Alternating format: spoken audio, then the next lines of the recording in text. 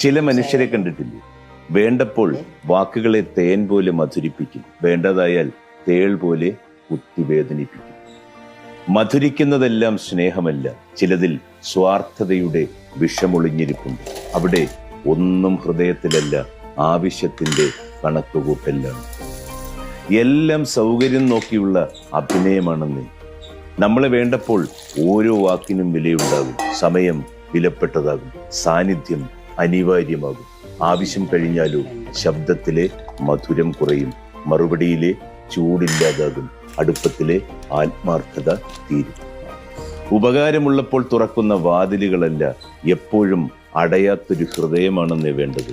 സ്നേഹമെന്നത് കാര്യസാധ്യത്തിനുള്ള സൗമ്യതയല്ല, എപ്പോഴും കാത്തു സൂക്ഷിക്കുന്ന മാന്യതയാണ്.